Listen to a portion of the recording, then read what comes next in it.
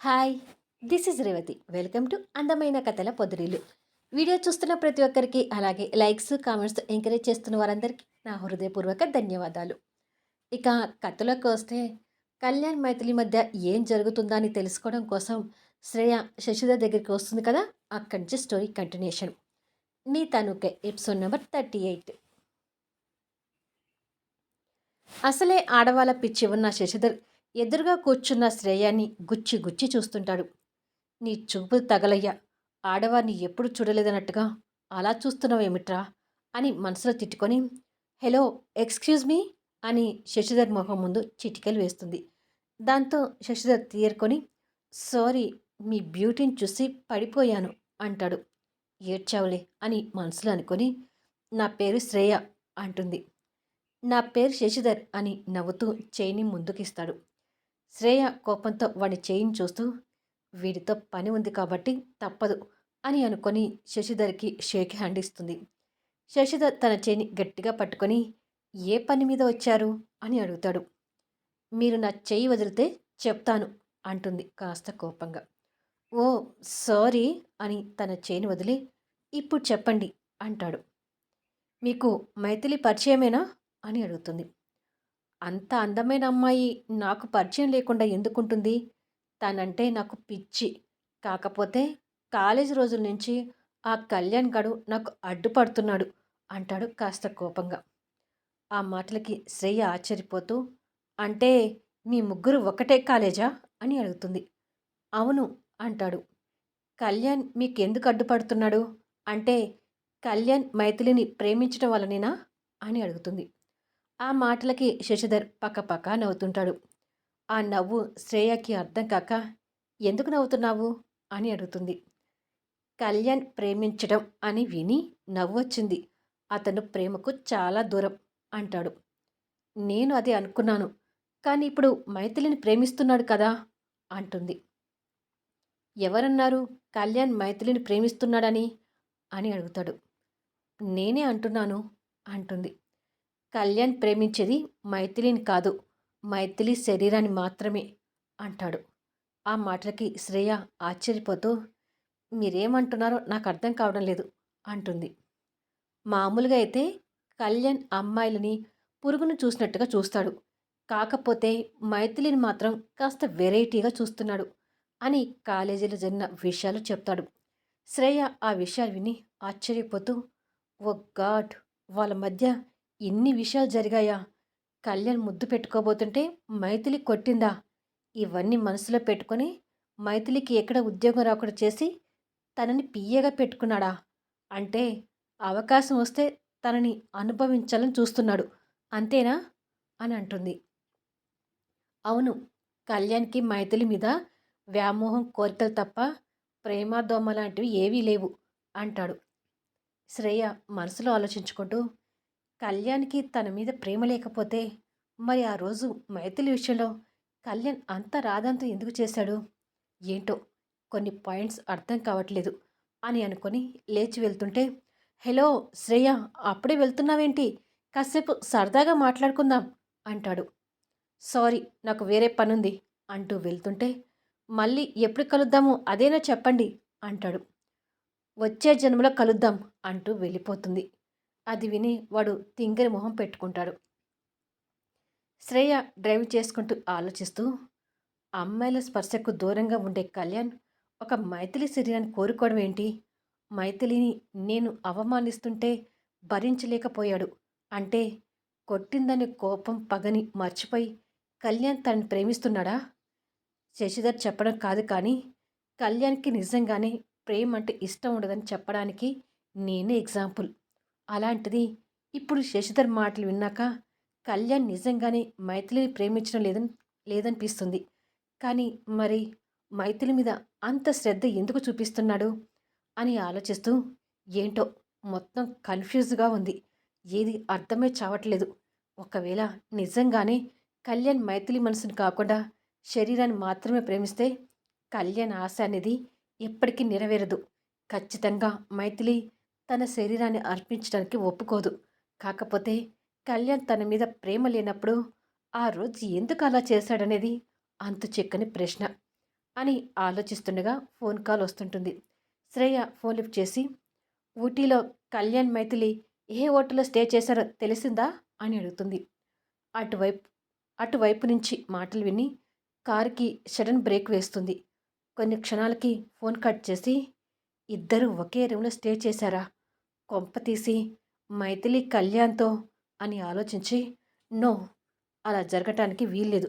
మైథిలిని నా కంట్రోల్‌లో పెట్టుకోకపోతే నేను కళ్యాణ్‌కి శాశ్వతంగా దూరం కావాల్సొస్తుంది అని కన్నీళ్లు పెట్టుకుంటుంది. ఊటీ నుండి వచ్చిన కళ్యాణ్ మరుసటి రోజు ఆఫీస్‌కొచ్చేసరికి మైథిలి తన సీట్లో కూర్చొని సిస్టంలో వర్క్ చూస్తుంటుంది. కళ్యాణ్ తన్ని కాస్త ఆశ్చర్యంగా చూస్తూ, జర్నీ చేసిన అలసటతో ఉంటావు. ఈరోజు ఆఫీస్‌కి రావనుకున్నాను. నాకంటే ముందే వచ్చావే అంటాడు. అనుకోకుండా ఊటీ వెళ్ళాం కదా కళ్యాణ్. దానివల్ల నీ షెడ్యూల్ అంతా మారిపోయింది. అందుకే మళ్ళీ రీసెట్ చేయాలని తొందరగా వచ్చాను అని దానికి సంబంధించిన ఒక ప్రింటౌట్ తీసి కళ్యాణ్ ముందుకొచ్చి, డిస్ట్రిబ్యూషన్ కాంట్రాక్ట్ కోసం అప్లై చేసిన వారి లిస్ట్ కళ్యాణ్ ఇది. అందరికీ ఒకే రోజు మీటింగ్ పెడతానన్నావు కదా. ఈరోజు ఫస్ట్ షెడ్యూల్ ఇదే ఉంది అని ప్రింట్ తీసిన పేపర్ కళ్యాణ్కి ఇస్తుంది. కళ్యాణ్ ఆ పేపర్ని పక్కకు వేసి ఎప్పటిలాగానే తనని వ్యామోహంతో చూస్తూ తనని దగ్గరకు గుంజుకొని, ఆఫీస్ షెడ్యూల్ బాగానే సెట్ చేస్తావు, కానీ నా పర్సనల్ షెడ్యూల్ గురించి ఆలోచించవేంటి? ఎన్నాళ్ళు నన్ను ఇలా ఊరిస్తావు అని తన మొహం మీద రాస్తూ అడుగుతాడు. అబ్బా, మొదలుపెట్టావా మళ్ళీ నీ గోల? ఊటీలో బుద్ధిగా ఉన్నట్టు ఇక్కడ కూడా అలా ఉండొచ్చు కదా అంటుంది కోపంతో. అలా ఉంటే నా కోరికలు తీరేదెప్పుడేనిమి అంటాడు. మైథిలి బలవంతంగా కళ్యాణ్ బందీఖాన నుంచి బయటపడి పేపర్ని ఫైల్లో సెట్ చేస్తూ, నీ కోరికలతో నాకు పిచ్చి పట్టించి హాస్పిటల్ పాలు చేసేటట్టుగా ఉన్నావు కళ్యాణ్. ఏదో నా కుటుంబ పరిస్థితుల కోసం నిన్ను భరిస్తున్నాను, కానీ లేకపోతే నన్ను ఇలా ఏడిపిస్తున్నందుకు ఎప్పుడో నీ మీద పోలీస్ కంప్లైంట్ ఇచ్చేదాన్ని అంటుంది కోపంగా. కుటుంబ పరిస్థితులంటే గుర్తొచ్చిందనిమి, నీ కన్నవాళ్ళు ఎవరో నీకు తెలుసుకోవాలని ఎప్పుడూ అనిపించలేదా అని అడుగుతాడు. నన్ను కాదనుకొని నన్ను వదిలేసి ఉంటారు. అలాంటి వాళ్ళ గురించి నేనెందుకు తెలుసుకోవాలి అంటుంది ఫైల్స్ సర్దుతూ. నిన్ను కాదనుకున్నారని నువ్వెలా చెప్పగలుగుతున్నావు అని అడుగుతాడు. ఇందులో చెప్పగలిగేది ఏముంది? ఎవరైనా ఒక వస్తువుని వద్దు అనుకుంటేనే కదా పారేసేది. అలాగే నన్ను కూడా వద్దనుకొని ఆ చెట్ల పొదల్లో వదిలేసుంటారు అని ఫైల్స్ పక్కకు పెట్టి శూన్యంలోకి చూస్తూ, నా దురదృష్టంలో కూడా అదృష్టం ఏమిటంటే నన్ను పెంచిన నా తల్లిదండ్రులు నన్ను సొంత బిడ్డ కంటే ఎక్కువగా చూసుకున్నారు. వాళ్ళే కాదు, సూర్య, చంద్రిక కూడా నేను వాళ్ళకి పరాయిదాన్ని అవుతాననే ఆలోచన కూడా దగ్గరికి రానివ్వరు. నేనంటే వాళ్ళకి అంత ఇష్టం. మా నాన్నగారైతే నేను వాళ్ళ దగ్గరికి చేరుకున్నాకే వాళ్ళకి పిల్లలు పుట్టారని నన్ను ఒక అదృష్ట దేవతలా చూసేవారు. ఆయన మరణం నాకు ఎప్పటికీ తీరని లోటే. నా కన్నవాళ్ళు నన్ను కన్ని పారేసినా దేవుడిచ్చిన అమ్మా నాన్న మాత్రం నన్ను కంటికి రెప్పలా చూసుకున్నారు. ఏమిచ్చి నేను ఆ కుటుంబ రుణం తీర్చుకోవాలో అర్థం కావడం లేదు అని ఎమోషనల్గా ఫీల్ అవుతూ కన్నీళ్ళు పెట్టుకుంటుంది. తన మాటలకు కళ్యాణ్ ఆలోచిస్తూ మౌనంగా ఉండిపోతాడు. అంతలోని మైథిలి కన్నీళ్ళు తుడుచుకొని, మీటింగ్‌కి టైం అవుతుంది కళ్యాణ్. అపాయింట్మెంట్ తీసుకున్న వాళ్ళు నీ కోసం వెయిట్ చేస్తుంటారు అంటుంది. కళ్యాణ్ వాచ్ చూసుకుంటూ, అవునేనిమి, నేను వెళ్తాను, నీ వర్క్ చూసుకో అని వెళ్ళిపోతాడు. మైథిలి తిరిగి తన సీట్లోకొచ్చి కూర్చొని ఫైల్ ఓపెన్ చేస్తుండగా శ్రేయ నుంచి కాల్ వస్తుంటుంది. మైథిలి ఆ కాల్ చూసి సంతోషపడుతూ, ఎన్నాళ్ళకు శ్రేయ నాకు కాల్ చేస్తుంది అని అనుకొని ఫోన్ లిఫ్ట్ చేసి హలో అంటుంది. శ్రేయ ఓ కాఫీ కేఫ్లో కూర్చొని మాట్లాడుతూ, నీ ఆఫీస్ పక్కన ఉన్న కాఫీ కేఫ్లో ఉన్నాను, అర్జెంటుగా ఇక్కడికి రా అంటుంది. ఆఫీస్ టైంలో ఎందుకు శ్రేయ, సాయంత్రం కలుద్దాంలే అంటుంది మైథిలి. ఇప్పుడే రావాలి, లేదంటే అసలు కళ్యాణ్ నిన్ను పియ్యేగా ఎందుకు పెట్టుకున్నాడనే విషయం పెద్దమ్మకి చెప్తాను అంటుంది. ఒక్కసారిగా మైథిలి కుర్చీలోంచి లేచి, దీనికి అన్ని విషయాలు తెలిసిపోయాయా అని అనుకొని భయపడుతుంటుంది. ఫస్ట్ టైం కళ్యాణ్ నువ్వు కాలేజీలో కలిసిన రోజు నుంచి ఊటీలో ఇద్దరు ఒకే రూమ్లో స్టే చేసే వరకు అన్ని విషయాలు పెద్దమ్మ దగ్గరికి చేరిపోతాయి అని బెదిరిస్తుంది. హోటల్ రూమ్ అనగానే మైథిలి చెమటలు తుడుచుకుంటూ, ఇప్పుడే వస్తున్నాను అని చెప్పి ఫోన్ పెట్టేస్తుంది. శ్రేయ నవ్వుకుంటూ, బాగా చిక్కావు మైథిలి. ఇప్పుడు ఆడుకుంటా నీతో అని అనుకుంటుంది.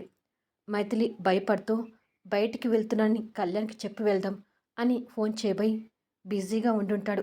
వద్దులే, ఒక మాట రిసెప్షన్‌లో చెప్పి వెళ్తాను అని బయలుదేరుతుంది. మరి కొద్దిసేపటికి మైథిలి భయపడుతూ శ్రేయకి ఎదురుగా కూర్చొని, మేమిద్దరం హోటల్లో ఒకే రూమ్‌లో ఉన్నా మా మధ్య ఏ తప్పు జరగలేదు శ్రేయ. అనవసరంగా నువ్వే ఏదేదో ఊహించుకుంటున్నావు అంటుంది. శ్రేయ మైథిలి మొహంలో కాన్ఫిడెంట్‌ని చూస్తూ, హమ్మయ్య!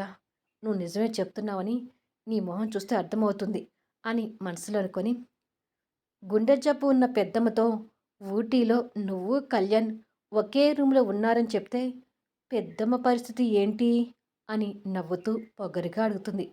ఆ మాటకి మైథిలి భయంతో చూస్తుంటుంది. అసలు కళ్యాణ్ నీ నుంచి ఏం ఆశిచ్చి నిన్ను ఉద్యోగంలో పెట్టుకున్నాడనే విషయం పెద్దమ్మకి చెప్పాలనుకుంటున్నాను. నువ్వేమంటావు అక్కా అని ఒత్తి పలుకుతుంది. నీ కాళ్ళు పట్టుకుంటాను శ్రేయ. ఈ విషయాలన్నీ అమ్మకు తెలిస్తే తట్టుకోలేదు అని కన్నీళ్ళు పెట్టుకుంటుంది. అవునవును, అస్సలు తట్టుకోలేదు. మరి ఏం చేద్దాం అంటుంది. నువ్వు ఏం చేయమంటే అది చేస్తాను శ్రేయ. కానీ ఈ విషయాలేవి అమ్మకు తెలియకూడదు అని వేడుకుంటుంది మైథిలి. సరే, నీ మీద కాస్త జాలి పడుతున్నాను. ఈ విషయాలేవి పెద్దమ్మకు తెలియకుండా ఉండాలంటే నాకు కళ్యాణ్ కంపెనీలో డిస్ట్రిబ్యూషన్ కాంట్రాక్ట్ ఇప్పించాలి. అలా చేస్తే ఈ విషయాలని మర్చిపోతాను అంటుంది. అది నేనెలా ఇప్పించగలుగుతాను శ్రేయ? కళ్యాణ్ దానికి ఒప్పుకోడు అంటుంది మైథిలి. నువ్వు ఏం చేస్తావో, కళ్యాణ్‌ని ఎలా ఒప్పిస్తావో నాకు అనవసరం. నేను ఆ కంపెనీలో అడుగు పెట్టాలి. అది నీ వల్లనే కావాలి. లేదంటే చెప్పు. ఇప్పుడే పెద్దమ్మని కలుస్తాను అంటుంది. కొంచెం నేను చెప్పేది అర్థం చేసుకో శ్రేయ. కంపెనీ విషయాల్లో కళ్యాణ్ చాలా స్ట్రిక్ట్‌గా ఉంటాడు. ఇలాంటి విషయాల్లో ఎవరిని ఇన్వాల్వ్ అవ్వనివ్వడు. పైగా ఇప్పుడు కళ్యాణ్ అదే మీటింగ్‌లో ఉన్నాడు. నేను ఆఫీస్‌కి వెళ్ళేసరికి కాంట్రాక్ట్ ఎవరికి ఇవ్వాలనే డెసిషన్ పూర్తయినా ఆశ్చర్యపోవాల్సిన పని లేదు అంటుంది. అదంతా నాకు తెలీదు. ఆ కాంట్రాక్ట్ నాకు మాత్రమే రావాలి. మీ విషయాలేవి పెద్దమ్మకి చేరకుండా ఉండాలంటే నువ్వు ఈ పని చేయాల్సింది. రేపు ఈ టైంకి నేను ఇక్కడే ఎదురు చూస్తుంటాను. రాలేదంటే నేను పెద్దమ్మ దగ్గరికి వెళ్ళాల్సొస్తుంది. జాగ్రత్త అని వెళ్ళడానికి కుర్చీలోంచి లేచి, మరొక విషయం, నేను నిన్ను బెదిరించినట్టుగా కళ్యాణ్‌కి చెప్పావంటే తర్వాత పరిణామాలు చాలా తీవ్రంగా ఉంటాయి అని చెప్పి వెళ్తుంది. కళ్యాణ్‌ని ఎలా ఒప్పించాలి అని కన్నీళ్లు పెట్టుకుంటుంది మైథిలి. కొద్దిసేపటికి మైథిలి ఆఫీస్‌కి చేరుకోగానే కళ్యాణ్ ఇంకా ఆ మీటింగ్‌లోనే ఉన్నాడని తెలుస్తుంది. క్యాబిన్‌లోకి వచ్చి కూర్చొని శ్రేయ మాటలు గుర్తు తెచ్చుకొని బాధపడుతూ, కాంట్రాక్ట్ విషయం మీటింగ్‌లో ఫైనల్ అయితే నేనేం చేయాలి? అసలు కళ్యాణ్ శ్రేయ పేరు ఎత్తితేనే మండిపడుతున్నాడు. అలాంటిది కాంట్రాక్ట్ శ్రేయకి ఇవ్వమంటే ఒప్పుకుంటాడా అని ఆలోచిస్తుంటుంది. ఇంతలో కళ్యాణ్ ఫైల్‌తో క్యాబిన్‌లోకి వచ్చి, ఏంటి ఎనిమి అలా ఉన్నావు? నేను క్యాబిన్‌లో కాసేపు లేకపోయేసరికి బెంగ పెట్టుకున్నావా అని నవ్వుతూ మాట్లాడుతూ స్పెషల్ ఛాంబర్‌లోకి వెళ్ళి ఫైల్‌ని ఆ టేబుల్ మీద పెడుతుంటాడు. మైథిలి కూడా ఆ ఛాంబర్‌లోకి వెళ్ళి, డిస్ట్రిబ్యూషన్ కాంట్రాక్ట్ విషయం ఏమైంది కళ్యాణ్? ఎవరినైనా ఫైనల్ చేశావా అని అడుగుతుంది. లేదేన్మి, వచ్చిన వాళ్ళలో నాకు ఎవరు కరెక్ట్ అనిపించలేదు అంటాడు. ఆ మాట వినగానే మైథిలి మొహంలో కొంచెం సంతోషం కనిపిస్తుంది. కాంట్రాక్ట్ ఎవరికి ఇవ్వాలనే విషయంలో బాగా కన్ఫ్యూజన్‌లో ఉన్నాను అంటాడు కళ్యాణ్. కాంట్రాక్ట్‌ని తెలియని వారి చేతుల్లో పెట్టే బదులు బాగా తెలిసిన వారికే ఇవ్వొచ్చు కదా కళ్యాణ్ అంటుంది కాస్త ధైర్యం తెచ్చుకుంటూ. కళ్యాణ్ తన వైపు ఆశ్చర్యం చూస్తూ, కాంట్రాక్ట్ విషయంలో నేను నిన్ను సలహా అడగలేదే. ఈ ఉచిత సలహాలు నాకెందుకు ఇస్తున్నావు అని కొంచెం సీరియస్‌గా అడుగుతాడు. మైథిలి ఆ సీరియస్‌ని చూస్తూ భయపడుతూనే, అంటే కళ్యాణ్, నువ్వు కన్‌ఫ్యూజన్‌లో ఉన్నావని చెప్తున్నావు కదా! అందుకే ఇలా అన్నాను అంటుంది. కళ్యాణ్ అంతే సీరియస్‌గా చూస్తూ, ఇంకెప్పుడు ఇలాంటి ఉచిత సలహాలివ్వకు. వెళ్ళి వర్క్ చూసుకో అంటాడు. కానీ మైథిలి అలాగే నిలబడి ఉంటుంది. చెప్పేది నీకే అంటాడు సీరియస్‌గా. కానీ మైథిలి భయంతో అలాగే నిలబడి, ఏమైనా కానివ్వు, అడిగి తీరుతాను అని అనుకొని, నువ్వు ఏమీ అనుకోనంటే ఈ కాంటాక్ట్ మా చెల్లెలు శ్రేయకి ఇవ్వచ్చు కదా కళ్యాణ్ అంటుంది. ఆ పేరు వినగానే శ్రేయ మైథిలిని అవమానించిన సంఘటన కళ్ళ ముందు కదులుతూ కోపంతో పిడికిలి బిగించి ఏం మాట్లాడుతున్నావు అని అడుగుతాడు. కళ్యాణ్ కోపాన్ని చూసి మైథిలి ఇంకా భయపడుతూ శ్రేయ కూడా బాగా చదువుకుందని నీకు కూడా తెలుసు కదా కళ్యాణ్. తనకి ఈ బిజినెస్ చేయాలని చాలా ఇంట్రెస్ట్ చూపిస్తుంది. ఈ కాంటాక్ట్ మీద చాలా ఆశపడుతుంది. అందుకే ఈ కాంటాక్ట్ శ్రేయాకి అని అంటుండగానే కళ్యాణ్ కోపంగా చెయ్యిని టేబుల్కి వేసి గుద్దుకుంటాడు. ఆ చర్యకు మైథిలి భయపడుతూ ఏంటి కళ్యాణ్ ఆ ఆవేశం అని అంటుండగానే కళ్యాణ్ అంతే కోపంగా మైథిలి గొంతు పట్టుకొని వెనక్కి తీసుకెళ్ళి స్పెషల్ చైర్ పక్కన ఉన్న గోడ కానిచ్చి చనువు ఇచ్చాను కదా అని నా నెత్తికెక్కి కూర్చోవాలనుకుంటున్నావా? అసలు నా బిజినెస్ విషయాల్లో జోక్యం చేసుకునేంత ధైర్యం నీకు ఎలా వచ్చింది? నువ్వు చెప్పగానే తలాడించి నీ చెల్లెలకి కాంటాక్ట్ ఇవ్వడానికి నువ్వేమైనా ఈ కంపెనీకి చైర్మన్ అనుకుంటున్నావా అని అంటాడు. మైథిలి అప్పటికే గొంతు మీద పడుతున్న ఒత్తిడికి ఇబ్బంది పడుతుంటుంది.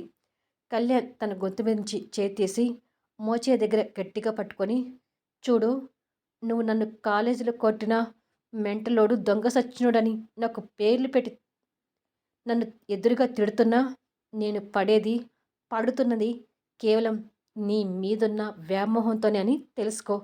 నేను ఇచ్చిన చనువుని అవకాశంగా తీసుకొని నా బిజినెస్ విషయాల్లో జోక్యం చేసుకున్నావంటే మాత్రం చూస్తూ ఊరుకుంటానని అనుకోకు. ఈ కంపెనీ ఉంది ఎవరు పడితే వారు సలహాలు తీసుకొని నడిపించడానికి కాదు. నీలాంటి అటెండర్ డ్యూటీ చేసేవాళ్ళు సలహాలు ఇస్తే చంపేస్తాను అంటాడు కోపంగా. కళ్యాణ్ ప్రవర్తనకు మైథిలి కళ్ళు దారుణంగా వర్షిస్తుంటాయి. నా వల్ల నువ్వు కన్నీళ్ళు పెట్టుకుంటే అది నాకు చాలా ఇష్టమని నీకు ఒకసారి చెప్పాను. నువ్వు ఇలా ఎన్ని కన్నీళ్ళు పెట్టుకుంటే నేను అంత సంతోషపడతాను. ఎందుకంటే నేను అమెరికా వెళ్ళిన కొత్తలో మా గ్రానికి దూరమై ఇలాగే కన్నీళ్ళు పెట్టుకొని ఏడ్చేవాడిని. తిరిగి వచ్చిన తర్వాత అంతకు అంతా నీతో కన్నీళ్ళు పెట్టించాలని అప్పుడే అనుకున్నాను. అందుకే నా కారణంగా వచ్చే నీ కన్నీళ్ళంటే నాకు అంత ఇష్టం అంటాడు తన కన్నీళ్ళు చూస్తూ. ఆ మాటలకు మైథిలి కన్నీళ్ళు ఇంకా దారుణంగా కారుతుంటాయి. ఫైనల్గా చెప్తున్నాను మైథిలి, అటెండర్వి అటెండర్ లాగా ఉండు. అలా కాదని నా బిజినెస్ విషయాలు ఇంకొకసారి జోక్యం చేసుకుంటే మాత్రం నరకం చూపిస్తాను అని తనని విసురుగా వదిలేసి వెళ్ళిపోతాడు. మైథిలి కన్నీళ్ళు పెట్టుకుంటూ ఆ స్పెషల్ చైర్ పట్టుకొని వేలాడుతూ కింద కూర్చొని ఏడుస్తుంటుంది. సాయంత్రం కాగానే ఎప్పటిలాగానే ఇంటికి వెళ్తుంది. రోజులాగానే మోహన్తో కలిసి సూర్యకి ఫిజియోథెరపీ చేయిస్తుంటుంది. బాధని లోపల దిగమింగుతూ పైకి నవ్వుతూ అందరి ముందు నటిస్తుంటుంది. కానీ మోహన్కి మాత్రం ఏదో విషయం గురించి మైథిలి బాధపడుతుందని అర్థమవుతుంది. కానీ అందరి ముందు అడగలేక మౌనంగా ఉండిపోతాడు. కొద్దిసేపటికి మోహన్ పైన తన పోర్షన్లోకి వెళ్ళి రోజులాగానే పైన దండం మీద ఆరేసిన బట్టలు తీసుకెళ్లడానికి మైథిలి వస్తుందని తన కోసం ఎదురు చూస్తుంటాడు. కొద్దిసేపటికి మైథిలి అక్కడికి వచ్చి బట్టలు తీస్తుంటుంది. కింద నటించిన నటన ఇప్పుడు మైథిలి మొహంలో కనపడదు. తన మొహం పూర్తిగా జీవం కోల్పోయి ఉంటుంది. మోహన్ తన దగ్గరికి వచ్చి మైథిలి మొహాన్ని చూస్తుంటాడు. మైథిలికి ఏదో అనుమానం వచ్చి మళ్ళీ నవ్వుని నటిస్తూ ఏంటి మోహన్ అలా చూస్తున్నావు అని అడుగుతుంది. ఈరోజు నువ్వు బాగా ఏడ్చావు కదా అని అడుగుతాడు. మైథిలి తమాయించుకుంటూ అదేమీ లేదు మోహన్ అంటుంది. నువ్వు నటిస్తున్నావని నాకు బాగా తెలుస్తుంది మైథిలి. కదిలిస్తే కన్నీళ్ళు వచ్చేలా ఉన్నాయి నీ కళ్ళు. కానీ నీ కళ్ళలో కన్నీళ్ళని చూసే ధైర్యం నాకు లేదు అంటూ తనకు ఎదురుగా నిలబడలేక పక్కకు తిరిగి ఏంటి మైథిలి నీ సమస్య అని అడుగుతాడు. మైథిలికి మళ్ళీ కన్నీళ్ళు వస్తుంటాయి. అటుగా నిలబడి ఉన్న మోహన్కి కూడా ఆ విషయం అర్థమై ప్లీజ్ మైథిలి, నీ కన్నీళ్ళని నేను భరించలేని చెప్పాను కదా, ఏడవకు అంటాడు. మైథిలి కన్నీళ్ళు తుడుచుకొని మళ్ళీ నవ్వు నటిస్తూ నువ్వేమో నా కన్నీళ్ళు చూసే ధైర్యం లేదంటున్నావు. మరొకరేమో నాతో కన్నీళ్ళు పెట్టించటం, ఆ కన్నీళ్ళు చూసి సంతోషపడడం అంటే బాగా ఇష్టమంట. అందుకే కన్నీళ్ళు పెట్టుకుంటున్నాను అంటుంది. మోహన్ కోపంతో ఇటు పక్కకు తిరిగి ఎవరు ఆ మాట అన్నది? నీ కన్నీళ్ళు చూసి సంతోషపడేది ఎవరు మైథిలి అని అడుగుతాడు. మోహన్ కోపాన్ని చూసి మైథిలి ఆశ్చర్యపోతూనే మనసులో మాట్లాడుకుంటూ, మోహన్‌కి నేనంటే మంచి స్నేహితురాలన్న అభిమానం ఉంది. కళ్యాణ్ నన్ను ఏడిపిస్తున్నాడని తెలిస్తే ఖచ్చితంగా మోహన్ కళ్యాణ్‌తో తలపడతాడు. కళ్యాణ్ లాంటి మూర్ఖుడితో మోహన్ గొడవ పడటం మంచిది కాదు. పైగా మోహన్‌కుండే సమస్యలు మోహన్‌కున్నాయి. ఇప్పుడు నా సమస్యలు మోహన్‌కి చెప్పడం కూడా మంచిది కాదు అని మనసులో అనుకొని, మోహన్‌లో ఆ కోపాన్ని చూస్తూ, నిన్ను ఎప్పుడు ఇంత కోపంగా చూడలేదు మోహన్. అయినా నేనేదో జోక్‌లాగంటే నువ్వేంటి అలా సీరియస్ అవుతున్నావు అని అడుగుతుంది. జోక్ చేశానని అబద్ధం చెప్పకు మైథిలి. ఈరోజు నువ్వు బాగా ఏడ్చావని నాకు అర్థమవుతుంది. ఎందుకు ఏడ్చావో చెప్పు అంటాడు. నిజంగానే ఏడ్చాను మోహన్. ఒప్పుకుంటున్నాను. మార్నింగ్ నాకు హెల్త్ బాగలేదు. కడుపులో నొప్పితో బాధపడుతున్నాను. తట్టుకోలేక ఏడ్చాను. హాస్పిటల్‌కెళ్తే ఏదో ఇన్ఫెక్షన్ అని చెప్పారు అని అంటుంది. మోహన్ ఆ మాటలు పూర్తిగా నమ్మలేక, నువ్వు చెప్తున్నది నిజమేనా మైథిలి అని అడుగుతాడు. అయ్యో! నిజమే మోహన్.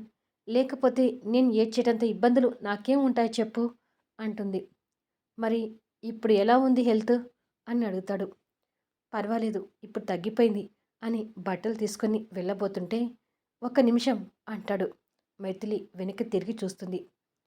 మళ్ళీ చెప్తున్నాను మైథిలి, నీ కంటి కన్నీళ్ళని చూస్తే నేను తట్టుకోలేను.